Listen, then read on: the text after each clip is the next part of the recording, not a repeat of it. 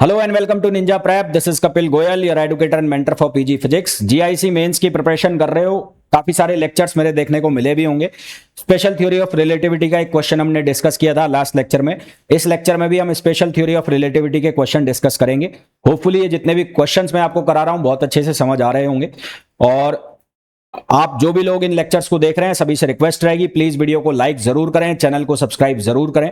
और अगर आपको इसी तरह के और क्वेश्चंस चाहिए और भी सब्जेक्ट्स के चाहिए तो आप मेरा जो कोर्स है जीआईसी मेंस के लिए जो चल रहा है उसे आप ज्वाइन कर सकते हैं। उसके लिए मेरा application Ninja prep app by Kapil sir, उसे आप डाउनलोड कर सकते हैं और कोर्स ज्वाइन कर सकते हैं। और एक बार वापस से कहूंगा, वीडियो को स्टार्ट करने के पहले वीडियो को लाइक जरूर करें और चैनल को सब्सक्राइब जरूर करें। हाँ जी, देखिए तो क्वेश्चन में हमें पूछा गया है state the fundamental postulate of special theory of relativity. Special theory of relativity के जो फंडामेंटल पोस्टुलेट है वो बताने हैं, उसके बाद लॉरेंट ट्रांसफॉर्मेशन इक्वेशन जो है वो ड्राइव करनी है, उसके इंपॉर्टेंट फीचर्स डिस्कस करने हैं। दूसरा जो क्वेश्चन है उसमें भी लॉरेंस ट्रांसफॉर्मेशन इक्वेशन ड्राइव करनी है। तीसरे क्वेश्चन में एक न्यूमेरिकल है, चौथे में एक छोटा सा न्यूमेरिकल है। और पांचवा जो क्वेश्चन है उसमें पूछा गया है कि यदि जो वेलोसिटी है वो लाइट की स्पीड से बहुत कम है तो जो लॉरेंस ट्रांसफॉर्मेशन इक्वेशन है वो गैलीलियन ट्रांसफॉर्मेशन में ट्रांसफर हो जाएगी, कन्वर्ट हो जाएगी, ये बताना है। तो जो हमारे पास फर्स्ट, सेकंड और फिफ्थ है उनका जो आंसर है वो तो एक ही क्वेश्चन से आ जाएगा। उसको पूछने के तरीके जो हैं वो अलग अलग हो जाएंगे, बाकी जो आंसर है वो एक से ही आ जाएगा उसका, है ना। और जो थर्ड और फोर्थ है वो न्यूमेरिकल है तो उसको हम सॉल्व कर लेंगे। तो सबसे पहले अगर फंडामेंटल पोस्टुलेट्स की बात कर ली जाए कि फंडामेंटल पोस्टुलेट्स क्या होते हैं, तो दो फंडामेंटल पोस्टुलेट होते हैं। एक होता है जिसको प्रिंसिपल ऑफ रिलेटिविटी भी कहा जाता है, जिसको प्रिंसिपल ऑफ रिलेटिविटी भी कहा जाता है। और ये कहता है कि जो फिजिक्स के लॉ हैं, फिजिक्स के जो भी लॉज हैं वो जितने भी इनर्शियल फ्रेम ऑफ रेफरेंस होते हैं सभी में आइडेंटिकल होते हैं। फिजिक्स के जितने भी लॉज हैं वो सभी इनर्शियल फ्रेम्स के अंदर आइडेंटिकल होते हैं। यानी कि ऐसा कोई चक्कर नहीं है कि इस फ्रेम में कुछ और जो न्यूटन्स लॉ हैं वो अलग होंगे, दूसरे फ्रेम में चले जाएंगे तो उनको कुछ और तरीके से लिखा जाएगा, तीसरे में चले जाएंगे तो किसी और तरीके से लिखा जाएगा। तो ऐसा कोई चक्कर नहीं है, जितने भी इनर्शियल फ्रेम्स हैं सभी के अंदर फिजिक्स के जो लॉ हैं वो आइडेंटिकल होते हैं। यानी कि कोई भी इनर्शियल फ्रेम किसी दूसरे के ऊपर प्रेफर नहीं किया जाता, जिसको हम प्रिंसिपल ऑफ रिलेटिविटी भी कहते हैं। सेकंड जो पोस्टुलेट होती है उसको हम कहते हैं जो constancy of speed of light. जो स्पीड ऑफ लाइट है वैक्यूम में वो कांस्टेंट रहती है और उसके किसके रेस्पेक्ट में, किसी भी ऑब्जर्वर की चाहे वेलोसिटी कुछ भी हो या सोर्स की वेलोसिटी कुछ भी हो, स्पीड ऑफ लाइट वैक्यूम में हमेशा क्या रहेगी, कांस्टेंट रहेगी। The speed of light in vacuum is constant for all inertial observers irrespective of the motion of the source or observer। Observer और सोर्स की मोशन कुछ भी हो, लाइट की स्पीड जो है वो हमेशा क्या रहने वाली है, कांस्टेंट रहने वाली है। तो ये बेसिक दो पोस्टुलेट्स हैं जो आपको आने चाहिए, बहुत छोटे छोटे से, ऐसा इसमें कुछ खास है नहीं। अब दूसरा जो इसमें हमें पूछा गया है वो पूछा गया है जो हमारे पास इक्वेशन है वो इक्वेशन हमें बतानी है ना। तो वो लॉरेंस ट्रांसफॉर्मेशन जो इक्वेशन है वो हमें बतानी है। तो वो हम कैसे बताएंगे, उसके लिए मैं यहाँ पर दो जो इनर्शियल फ्रेम्स है वो ले लेता हूँ, एक ले लेता हूँ एस और एक एस प्राइम। ये मान लेता हूं कि जो एस प्राइम है वो एस के रेस्पेक्ट में पॉजिटिव एक्स डायरेक्शन में वी वेलोसिटी से जा रहा है। तो मैं लॉरेंस ट्रांसफॉर्मेशन इक्वेशंस के लिए अगर बात करूं, यहां पर लॉरेंस ट्रांसफॉर्मेशन, तो अगर लॉरेंस ट्रांसफॉर्मेशन के लिए बात की जाए कि ये इक्वेशन कैसा आएगी, तो मैंने क्या किया, मैंने दो फ्रेम ले लिए। एक फ्रेम ले लिया मैंने एस और एक फ्रेम ले लिया मैंने एस प्राइम। ठीक है, तो एस के जो कोऑर्डिनेट्स है उसको लिखा मैंने एक्स वाई जेड, और एक ले लिया मैंने एक्स एस प्राइम, उसके कोऑर्डिनेट्स जो है मैंने लिखा एक्स प्राइम वाई प्राइम और जेड प्राइम। इनिशियली दोनों के जो कोऑर्डिनेट्स हैं जो वो इनिशियली दोनों एक दूसरे से कोइंसाइड कर रहे हैं, यानी कि इनके जो ओरिजिन है वो सेम पॉइंट के ऊपर हैं जब इनिशियल कंडीशन की हम बात कर रहे हैं, इनिशियल कंडीशन की बात करें। तो एक फ्रेम हमने ले लिया एस फ्रेम, और एस फ्रेम के जो कोऑर्डिनेट्स हैं, कोऑर्डिनेट्स वो लिखे जाएंगे, क्या लिखे जाएंगे, वो लिखे जाएंगे x comma y comma z और कॉमा टी। और एक फ्रेम हमने ले लिया एस प्राइम फ्रेम, और एस प्राइम फ्रेम के जो कोऑर्डिनेट्स हैं, इसके जो कोऑर्डिनेट्स हैं वो हम लिखेंगे x prime comma y prime comma z prime और कॉमा टी प्राइम। ठीक है, और एस प्राइम फ्रेम जो है वो एस के रेस्पेक्ट में वी वेलोसिटी से जा रहा है। एस प्राइम फ्रेम इज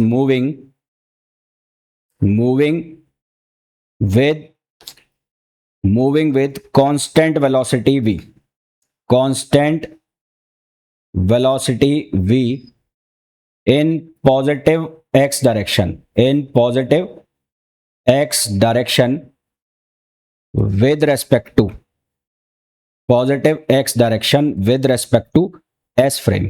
तो एस फ्रेम के रेस्पेक्ट में एस प्राइम फ्रेम जो है वो पॉजिटिव एक्स डायरेक्शन में जा रहा है।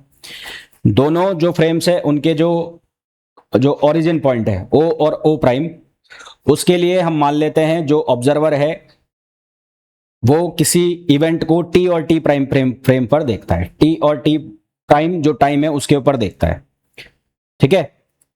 और हमारे कन्वीनियंस के लिए हम ये मान लेते हैं कि जब दोनों जो ऑब्जर्वर्स है उनकी जो वॉच है वो 0 टाइम बताती है, उनकी वॉच में जब 0 टाइम है तो जो दोनों ओरिजिन पॉइंट है ओ और ओ प्राइम वो क्या कर रहे हैं, कोइंसाइड कर रहे हैं। तो let initially at t equals to 0 और t prime equals to 0 both O and O prime coincide with each other। Initially ये दोनों एक दूसरे से क्या कर रहे हैं, कोइंसाइड कर रहे हैं, ठीक है। यहां तक बात क्लियर। और इनके कोऑर्डिनेट्स मैंने आपको बताई दिए। अब हम ये मान लेते हैं कि जब ये कोइंसाइड कर रहे हैं तो किसी एक मोमेंट पर कोई एक फ्लैश यहां से एमिट होता है और वो फ्लैश ओ पॉइंट के चारों तरफ एक स्पेरिकल वेवलेट बनाता है, ओ पॉइंट के चारों तरफ एक स्पेरिकल वेव फॉर्म बनाता हुआ फैल जाता है और इसकी जो स्पीड होती है वो लाइट की स्पीड होती है। लेट सपोज वो स्पीड होती है c। तो लेट कंसीडर या let imagine when O and O prime coincides with each other, then a flashlight emits from O and it spreads in spherical waveform around O with speed of light c, और यहां पर जो light की speed है वो क्या है, c है, जब ये इसके चारों तरफ फैल रहा है, ठीक है। और रिलेटिविटी थ्योरी का जो हमारे पास फर्स्ट पोस्टुलेट है जो ये कहता है कि सभी जो इनर्शियल फ्रेम है उनमें फिजिक्स के जो लॉज हैं वो आइडेंटिकल होते हैं। तो अगर फर्स्ट पोस्टुलेट्स के हिसाब से बात की जाए तो एस प्राइम के चारों तरफ भी या एस प्राइम फ्रेम से भी अगर हम देखें तो ओ प्राइम के चारों तरफ भी जो सेम स्पेरिकल वेव है वो सी वेलोसिटी से मूव करता हुआ हमें दिखेगा। तो according to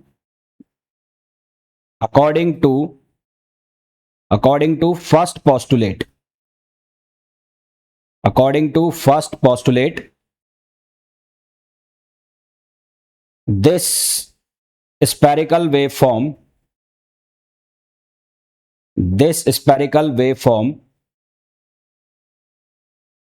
moves with velocity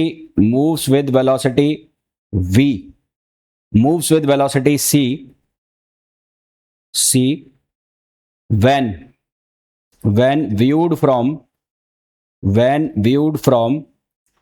S prime frame, यानी कि जब हम इसको एस प्राइम फ्रेम से भी देखेंगे तो भी हमें सेम कहानी दिखेगी। अब मैं मान लेता हूं यहां पर कि जो हमारे पास कोई पॉइंट P पर ये जो स्पेरिकल वेव फॉर्म है ये पहुंच गया और इसको एक बार हम O पॉइंट से देखेंगे और एक बार इसको कहां से देखेंगे, O प्राइम से। तो अब मैंने ये जो फ्रेम है वो इस तरह से बना दिया, ये फ्रेम जो है मैंने इस तरह से बना लिए। यहां पर ये हो गया x, ये हो गया y और ये हो गया z और ये हो गया o, ठीक है। और क्योंकि s प्राइम फ्रेम जो है वो आगे जा रहा है तो ये हो गया y प्राइम, यहां पर हो जाएगा x प्राइम और ये हमारे पास क्या हो जाएगा, z प्राइम हो जाएगा। ये क्या हो जाएगा, z प्राइम और ये हो जाएगा o प्राइम। यहां कोई पॉइंट P है जहां पर ये स्पेरिकल वेव फॉर्म पहुंच रहे हैं, तो यहां से यहां तक का जो डिस्टेंस हो गया OP और यहां से और यहां तक भी OP हो गया। और P पॉइंट के कोऑर्डिनेट्स S के रेस्पेक्ट में x y z और इनटू t, और इसके x prime, y prime, z prime और टी प्राइम, ये कोऑर्डिनेट्स हैं, है ना। और ये फ्रेम हो गया एस फ्रेम, ये हो गया एस प्राइम फ्रेम, और एस प्राइम फ्रेम जो है वो किस वेलोसिटी से जा रहा है, वी वेलोसिटी से जा रहा है। अब हम ये मान लें कि कोई ऑब्जर्वर है जो ओ के ऊपर है, तो वो ऑब्जर्वर ओ से यदि पी पॉइंट के ऊपर इस स्फेरिकल वेव को पहुंचने का टाइम निकालना चाहता है, तो if an observer from point A, point O want to find out the time of reaching the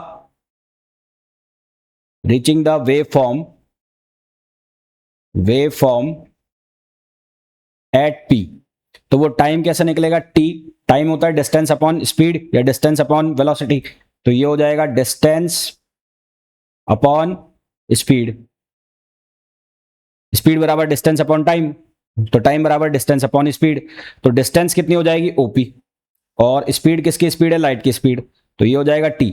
OP जो है वो पोजीशन कोऑर्डिनेट हो गए, तो पोजीशन कोऑर्डिनेट हो गए, तो ओपी की जो वैल्यू है उसको हम कैसे लिख लेंगे, उसको लिख लेंगे x square plus y square plus z square, और पावर कितना हो जाएगा, हाफ। पोजीशन कोऑर्डिनेट हो गए ना, पोजीशन वेक्टर के फॉर्म में लिखेंगे, तो OP vector is equals to x vector plus y vector plus z vector, और फिर इसका मैग्नीट्यूड निकालेंगे तो ये बन जाएगा।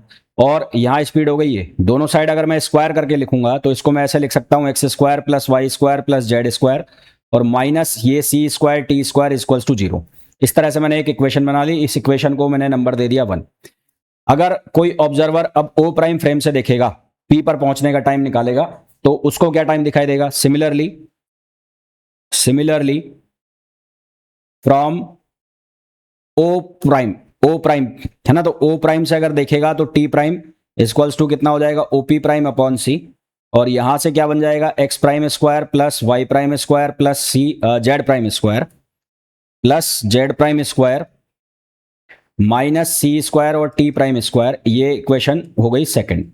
तो दोनों इक्वेशन लगभग सेम आ रही है, और क्योंकि ये दोनों इक्वेशन ही पी पॉइंट के लिए है, क्योंकि जो इक्वेशन फर्स्ट और 2 जो है ये दोनों पी पॉइंट के लिए है, तो ये इक्वेशंस इस तरह से होनी चाहिए कि एक इक्वेशन का जो है दूसरे के अंदर क्या हो जाए, ट्रांसफॉर्मेशन हो जाए, एक इक्वेशन का दूसरे के अंदर ट्रांसफॉर्मेशन हो जाए, और जो हमारे पास वैल्यू आई है x square plus y square plus z square minus c square t square, वो क्या होनी चाहिए, वो इनवेरिएबल होनी चाहिए, यानी कि वो जो वैल्यू है पूरी की पूरी इनवेरिएंस होनी चाहिए। इससे क्या होगा कि जो भी हमारे पास इवेंट हो रहा है ना, अगर वो एस फ्रेम से देख रहे हैं तो उस इवेंट को हम एस प्राइम से भी देखेंगे तो वो इवेंट हमें क्या दिखाई देगा, वो सेम दिखाई देगा, क्योंकि ट्रांसफॉर्मेशन इक्वेशन का हो रहा है। तो from since equation first and second are for P point, therefore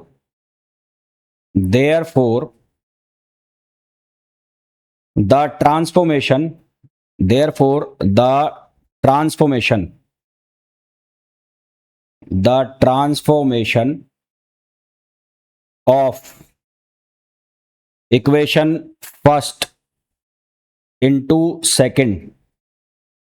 transformation of equation first into second should be in such a way that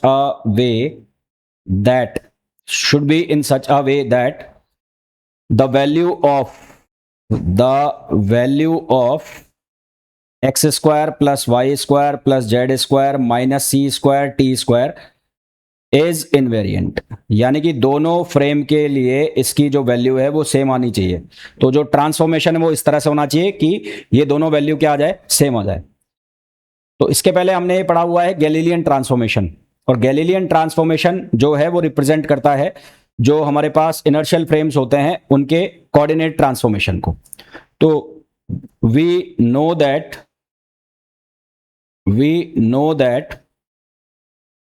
Galilean transformation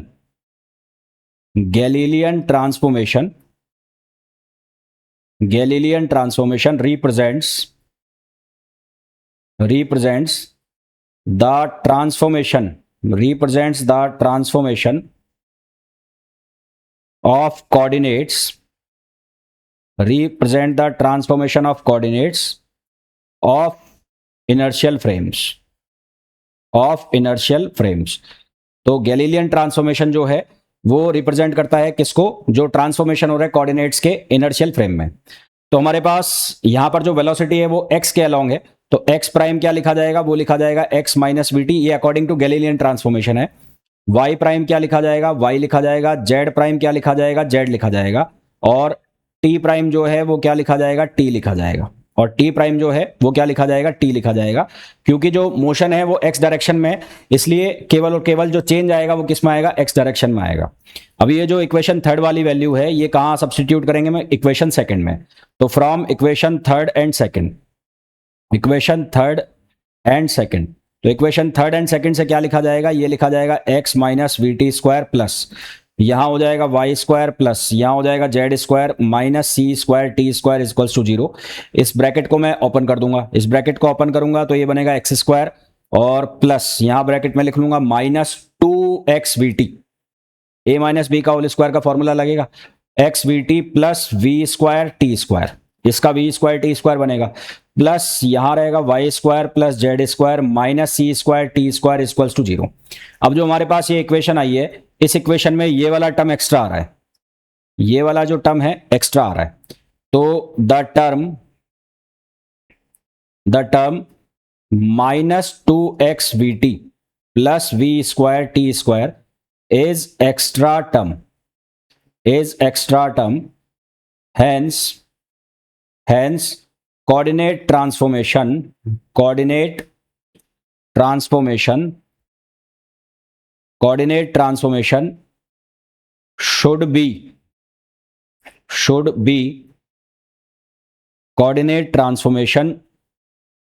should be in such a way that minus 2x vt plus v square t square जो है वो किसके बराबर हो जाए? 0 के बराबर हो जाए। इज इक्वल्स टू 0, यानी कि अगर मैं इसको 0 कर दूंगा तो ये इक्वेशन फर्स्ट के बराबर हो जाएगी। और जो हम कह रहे थे कि इनवेरिएंस होना चाहिए, दोनों में कोई भी चेंज नहीं आना चाहिए, तो वो कब पॉसिबल है? जब ये वाली जो चीज है वो क्या हो जाती है? 0 हो जाती है। जब ये वाली चीज क्या हो जाए? 0 हो जाए, तो हमारा काम हो जाएगा। तो इसके लिए हम क्या करेंगे? हम ये मान लेंगे कि एक्स प्राइम कोऑर्डिनेट जो है और एक्स कोऑर्डिनेट है उनमें हम लीनियर रिलेशन बना लेंगे, है ना। तो late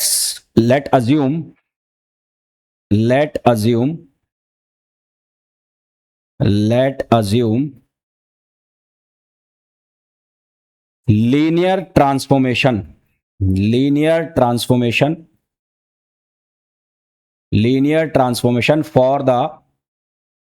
for the same event। तो लीनियर ट्रांसफॉर्मेशन के लिए सेम इवेंट में मान लेता हूं, तो x प्राइम की जो वैल्यू है उसको मैं लिख लेता हूं alpha x plus beta T, y prime की जो वैल्यू है उसको मैंने लिख लिया y, क्योंकि y और z में कुछ चेंज है नहीं, तो z प्राइम को मैंने लिख लिया z, और t प्राइम जो है उसको अल्फा बीटा हो गया तो यहां लिख लिया मैंने गामा x और plus delta T, gamma x plus delta T, इसको लिखा मैंने इक्वेशन 5। क्योंकि जो मोशन है वो x डायरेक्शन में हो रही है s प्राइम की, इसलिए जो चेंजेस हैं वो केवल किसमें? x डायरेक्शन में, y और z में कोई भी डायरेक्शन नहीं है। यहाँ अल्फा बीटा गामा डेल जो है वो कांस्टेंट है जिनकी हमें वैल्यू फाइंड आउट करनी है। तो हेयर अल्फा बीटा गामा, तो अल्फा बीटा गामा और del are the constants and we need to find out the values of these constants। और हमें इन जो कांस्टेंट्स हैं इनकी क्या निकालनी है? वैल्यू निकालनी है। अब हम ये जानते हैं कि जो एस फ्रेम है, एस फ्रेम जिसके रेस्पेक्ट में जो ओ प्राइम वाला ऑब्जर्वर है, एस फ्रेम जिसके रेस्पेक्ट में ओ प्राइम वाला ऑब्जर्वर, जिसके लिए एक्स प्राइम की वैल्यू क्या है, जीरो है, एक्स प्राइम की वैल्यू क्या है, जीरो है, वो पॉजिटिव एक्स डायरेक्शन में वी वेलोसिटी से जा रहा है, पॉजिटिव डायरेक्शन में वी वेलोसिटी से जा रहा है। तो जो observer x prime equals to zero पर है ना, जो observer x prime equals to zero पर है, यानी कि जिसको हम ओ प्राइम बोल रहे हैं, उसका एक्स के रेस्पेक्ट में वेलोसिटी क्या होगी, उसकी एक्स के रेस्पेक्ट में वेलोसिटी होगी dx upon dt equals to v। तो we know that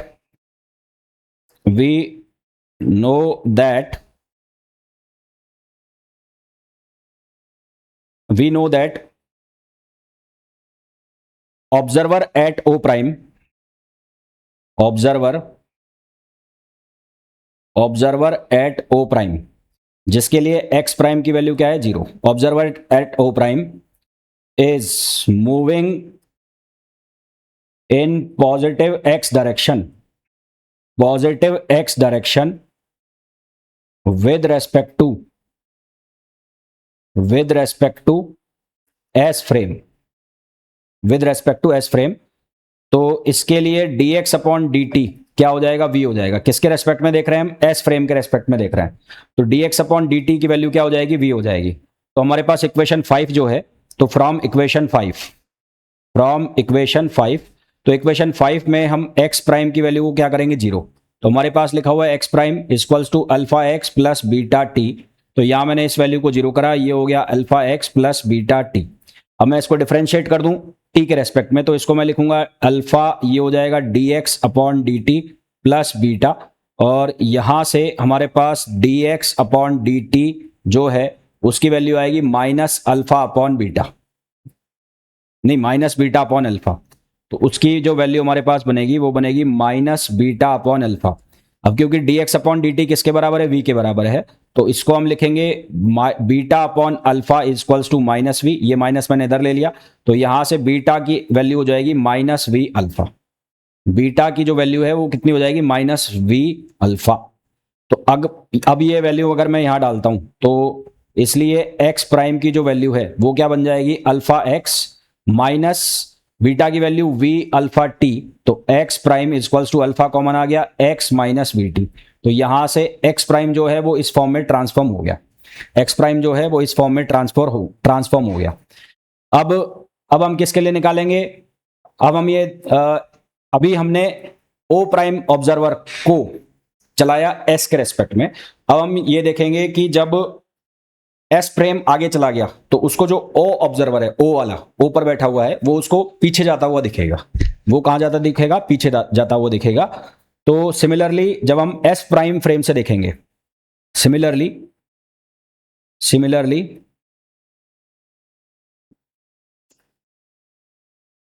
S prime frame, similarly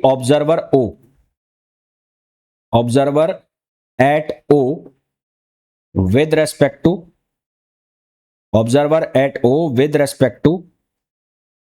S prime frame, उसको हम किसके रेस्पेक्ट में देख रहे हैं, S प्राइम फ्रेम के रेस्पेक्ट में देख रहे हैं, is seen moving with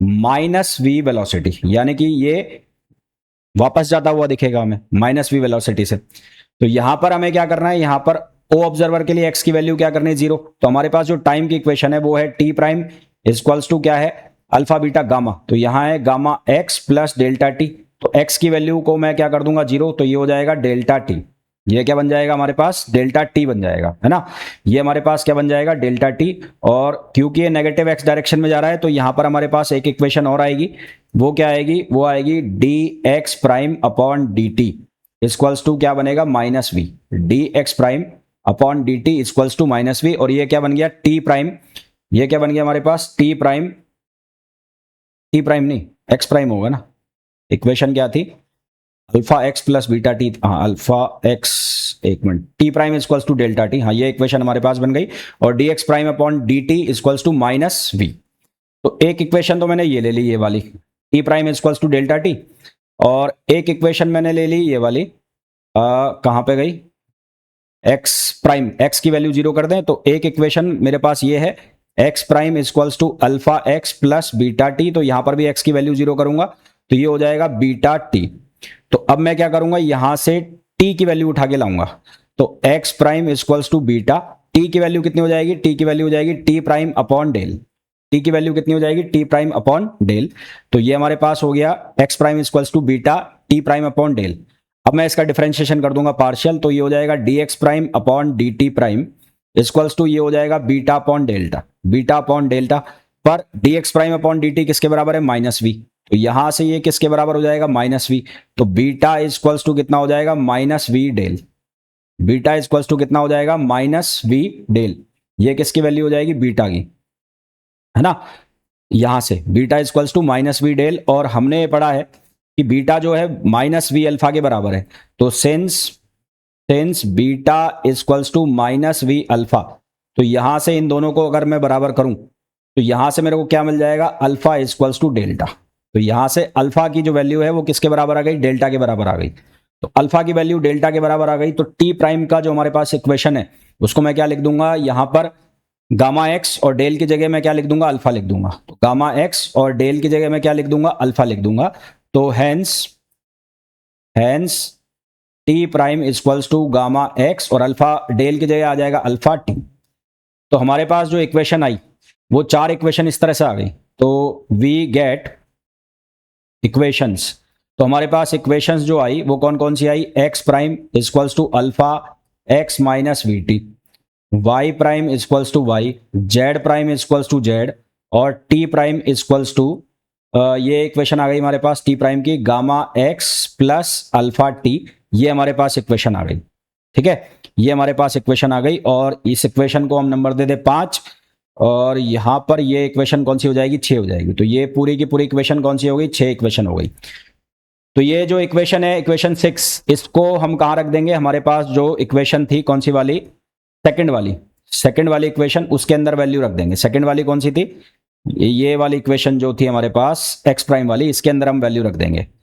तो from equation 6 and 2, from equation 6 and 2, तो 6 एंड 2 से जब मैं वैल्यू रखूंगा तो एक्स प्राइम की जगह रखूंगा, तो उसमें क्या बनेगा, वो बन जाएगा अल्फा स्क्वायर, ये बन जाएगा एक्स माइनस वी टी का होल स्क्वायर, वाई प्राइम का वाई स्क्वायर, जेड प्राइम का जेड स्क्वायर, और सी स्क्वायर है ही, टी प्राइम में आप रखोगे gamma x plus alpha T square.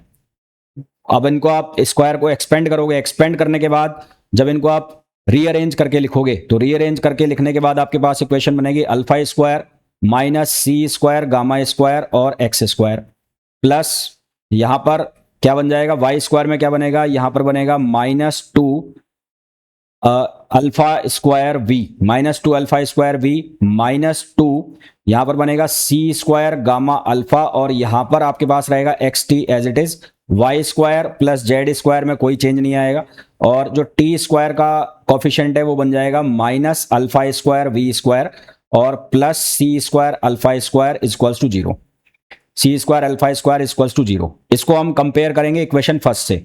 Equation first जो हमारे पास थी वो थी x square plus y square plus z square minus c square t square, minus c square t square equals to 0।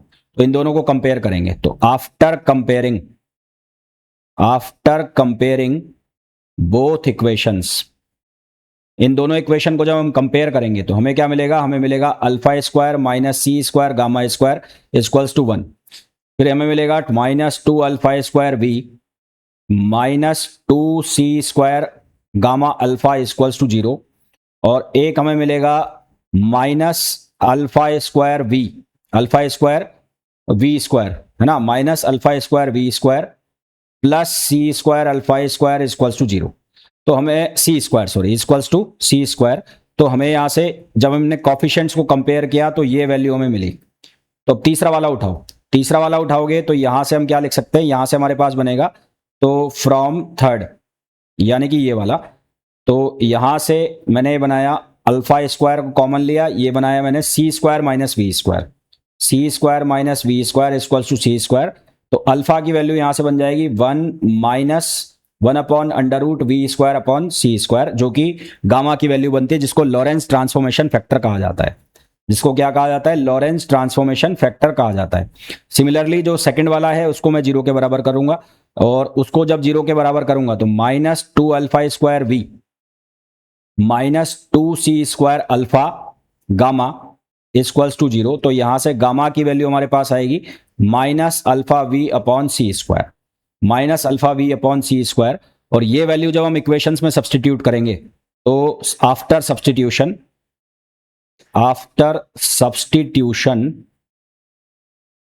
इन कौन से इक्वेशन में वैल्यू रख रहे हैं हम, ये वैल्यू रखेंगे हम 6 में, इन 6। तो हमारे पास बनेगा x प्राइम इक्वल्स टू, ये अल्फा की वैल्यू को अल्फा ही रखने दूं, ये हो जाएगा लॉरेंज ट्रांसफॉर्मेशन फैक्टर। तो x माइनस वी टी, ये जो अल्फा है ये हो जाएगा Lorentz transformation factor,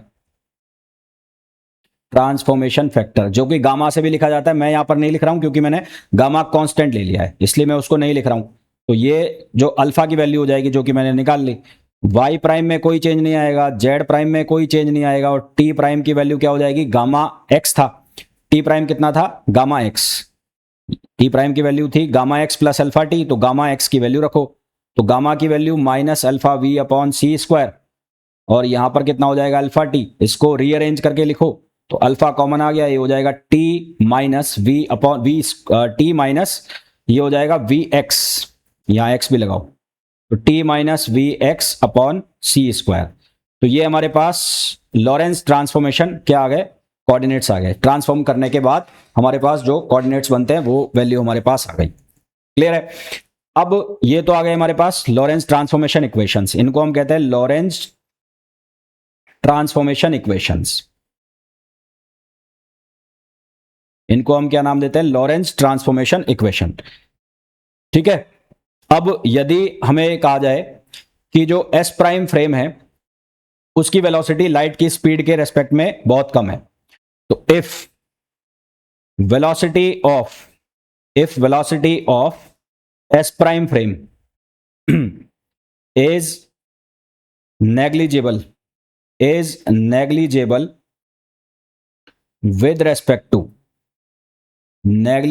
with respect to velocity of light या स्पीड ऑफ लाइट, यानी कि v लेस देन c, तो v/c जो है उसकी वैल्यू लेस देन 1 हो जाएगी, और v²/c² जो है उसको हम क्या मान लेंगे, 0।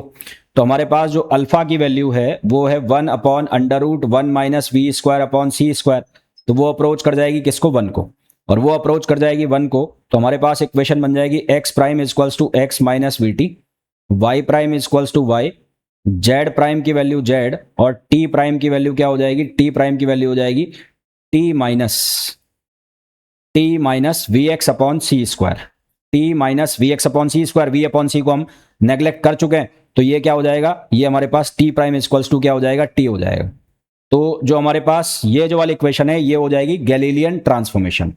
तो ये जो है ये कौन सी हो जाएगी, गैलीलियन ट्रांसफॉर्मेशन। तो जब लाइट की स्पीड के कंपैरिजन में जो फ्रेम की स्पीड है बहुत कम हो, तो जो लॉरेंज इक्वेशन है, लॉरेंज ट्रांसफॉर्मेशन इक्वेशन, वो किस में कन्वर्ट हो जाती है, वो गैलीलियन ट्रांसफॉर्मेशन में कन्वर्ट हो जाती है। तो हमारे पास 3 जो क्वेश्चन है उनके आंसर आ गए। कौन कौन सा, ये पहला, ये दूसरा और ये 5वां क्वेश्चन जो है इनके आंसर आ गए। अब पहले 4th क्वेश्चन सॉल्व कर लेते हैं। 4th क्वेश्चन में हमें बोला है कि एक क्यूब है जिसका वॉल्यूम L नॉट क्यूब है, हमें बताना है कि जब उसको किसी एक एज के रेस्पेक्ट में वेलोसिटी दी जाती है तो उसका वॉल्यूम चेंज हो जाता है। तो 4th वाला जो क्वेश्चन है पहले उसको सॉल्व कर लेते हैं। तो हमें एक दिया है क्यूब, तो ये मान लो क्यूब है साहब, ये क्यूब है ऐसा, ये क्यूब है, ठीक है, ये क्यूब है, और इसकी साइड मान लो आप L0, तो सभी जो साइड्स हैं वो कितनी होंगी, L0 ही होंगी। यहां पर ये डायरेक्शन हो गई मान लो x, ये वाली जो डायरेक्शन है मान लो ये हो गई y, और ये वाली डायरेक्शन है ये हो गई z। अब मान लो मैं इस डायरेक्शन में इसको v वेलोसिटी दे देता हूं, है ना, तो लेंथ कॉन्ट्रैक्शन के अकॉर्डिंगली जो साइड में चेंज आएंगे वो कौन सी साइड में चेंज आएंगे, जिस डायरेक्शन में वेलोसिटी दी गई है, वेलोसिटी के परपेंडिकुलर डायरेक्शन में कोई भी चेंज नहीं आएंगे। ठीक है, तो according to length contraction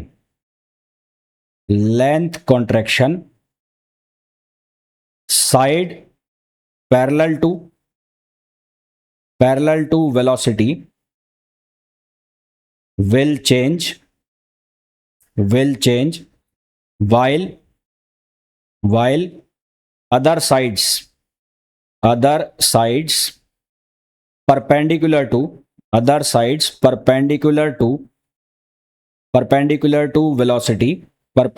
to velocity remains unchanged. तो अदर जो साइड्स हैं जो वेलोसिटी के परपेंडिकुलर रहेंगी वो क्या रहेंगी, अनचेंज रहेंगी. तो y डायरेक्शन और z डायरेक्शन में कोई चेंज नहीं आएगा. तो x डायरेक्शन के अंदर चेंज आएगा. तो लेंथ कॉन्ट्रैक्शन का जो फॉर्मूला है लेंथ कॉन्ट्रैक्शन, तो लेंथ कॉन्ट्रैक्शन से L प्राइम x में यहां हो जाएगी L नॉट अपॉन अल्फा, और अल्फा जो लेंथ लॉरेंस ट्रांसफॉर्मेशन फैक्टर है वो होता है 1 upon under root 1 minus v square upon c square. तो ये हो जाएगा L naught 1 minus v square upon c square. तो वॉल्यूम जो बनेगा, वॉल्यूम तीन साइड का मल्टीप्लीकेशन बनेगा. एक बनेगा L not multiply by L not और एक हो जाएगा L एक्स प्राइम. तो यहां से हमारे पास ये बन जाएगा L नॉट का क्यूब और into 1 minus v square upon c square. ये हमारे पास वॉल्यूम आ गया बाद में, यानी कि जब हमने इसको वेलोसिटी दी तो उसके बाद का हमारे पास वॉल्यूम आ गया. और यही हमें प्रूव करना था, है ना, यही हमें क्या करना था, प्रूव भी करना था. अब एक और क्वेश्चन दिया है वो भी कर लेते हैं. इस क्वेश्चन में दिया है स्टेशनरी बॉडी जो है एक्सप्लोड कर जाती है दो फ्रेगमेंट में, दो टुकड़ों में टूट जाती है, ऑफ रेस्ट मास, जिनका रेस्ट मास है 1.5 किलोग्राम ईच, और दोनों टुकड़े एक दूसरे से 0.8 सी वेलोसिटी पर जा रहे हैं. तो रेस्ट मास निकालना है बॉडी का, रेस्ट मास कितना होगा. तो हमें यह पूछा गया है बॉडी का रेस्ट मास क्या होगा. ठीक है, ये कौन सा क्वेश्चन है, ये क्वेश्चन नंबर था 4. तो ये क्वेश्चन नंबर कौन सा है, एक बार क्वेश्चन नंबर देख लो, कहां गया, ये हो गया ना, थर्ड क्वेश्चन है. तो ये है क्वेश्चन नंबर 3. तो अब हम सॉल्व कर रहे हैं क्वेश्चन नंबर 3 को. तो थर्ड नंबर जो क्वेश्चन है उसमें हमें बोला गया है कि इनिशियली बॉडी रेस्ट है और फ्रेगमेंट के जो रेस्ट मास है वो 1.5 kg है और उनकी वेलोसिटी है 0.8 c. तो इनिशियल मोमेंटम जो है वो जीरो होगा क्योंकि वो रेस्ट में था. तो फाइनल मोमेंटम भी क्या होना है, जीरो होना है. तो फाइनल मोमेंटम जीरो होना है और फ्रेगमेंट्स जो हैं दोनों ऑपोजिट डायरेक्शन में जा रहे हैं. तो since initially body as rest, body is at rest, hence क्या होगा, initial momentum is zero, initial momentum is zero, and therefore final momentum is also zero. Momentum conservation हम लगाएंगे, final momentum is also zero, और दोनों जो fragments हैं वो opposite direction में जाएंगे. तो सबसे पहले हम क्या निकाल लें, लॉरेंस ट्रांसफॉर्मेशन फैक्टर निकाल लें. तो Lawrence transformation factor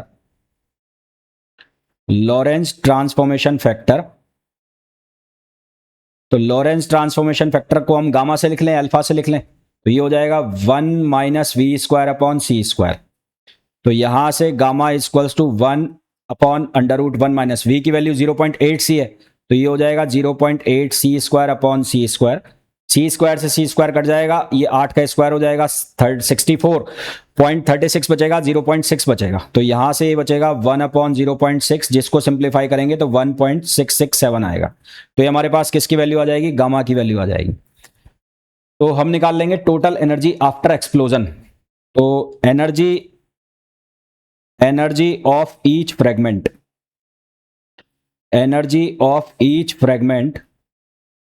after explosion.